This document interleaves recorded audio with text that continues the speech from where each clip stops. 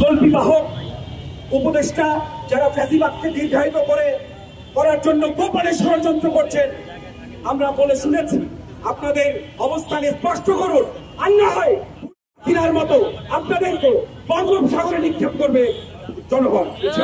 আমাদের বুকে অনেক রক্ত ঝরছে। আমাদের জুলাইতে আমরা যেভাবে ছাত্র জনতা আমরা রক্ত দিয়েছি, এই ফ্যাসিবাদকে বিষটা ভেঙে দিতে আমরা ভবিষ্যতে নতুন করে রক্ত দিতে পিছপা হবো না ইনশাআল্লাহ।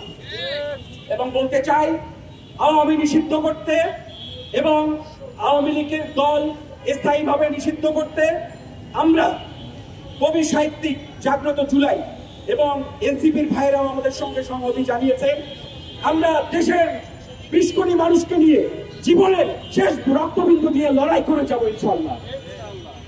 ভাইরা, আমরা চাই আমরা বিশেষ আমাদের যে রাজনৈতিক দলগুলো আছে, আমাদের নাম নিয়ে বলি, আমাদের বিএনপি, আমাদের জামাত ইসলাম, যারা ফ্যাসিবাদের বিরুদ্ধে রাজপথে যাদের দীর্ঘ ভূমিকা রয়েছে, দীর্ঘ আন্দোলন সংগ্রামের যাদের ইতিহাস রয়েছে, যাদের জুডিশিয়াল কু করা হয়েছে, যাদেরকে হাজার হাজার মামলা দেওয়া হয়েছে, তাদেরকে আমরা দেখি স্বৈরাচারের সঙ্গে আঘাত করতে। ভাইরা আমার, তাদেরকে আমরা দেখি পার্শ্ববর্তী একটি দেশ, যাদের মদদে পিলখানা ও গণহত্যা হয়েছিল, যাদের মদদে শাপলা চত্বরের গণহত্যা হয়েছিল, যাদের মদদে জুলাই গণহত্যা হয়েছিল, তাদের সঙ্গে আপোষ করার আমরা একটি ভূমিকা দেখতে পাই। ভাই, আমরা বিএনপির কাছে জানতে চাই, কেন ছাত্র জনতা বিপ্লবী সরকার করতে আপনারা বাধা দিয়েছেন?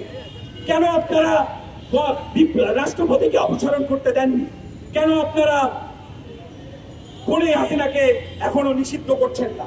আপনারা কেন ভোটের রাজনীতি করছেন এবং আওয়ামী লীগের ভোটের জন্য কেন আপনারা হাত পেতে আছেন? ভাইরা, এই প্রশ্নের আমি জবাব শুনতে চাই এবং আমি বলবো যে আমরা জাগ্রত জুলাইয়ের পক্ষ থেকে ঘোষণা দিচ্ছি, যেহেতু খুনি হাসিনার পুচ্ছে আমরা একটি পুষ্পতলিকা দিয়ে আগুন ধরিয়ে দিয়েছি, আমরা সারা ঢাকা সহ সারা দেশে এই পুষ্পতলিকা আমরা ছড়িয়ে দেবো ইনশাআল্লাহ।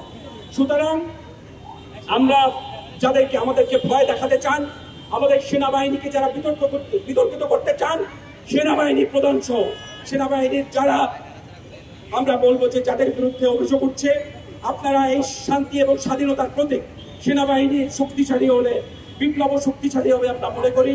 আপনারা ছাত্র জনতার আন্দোলনের স্পিরিটকে ধারণ করুন, এটাই আমরা চাই।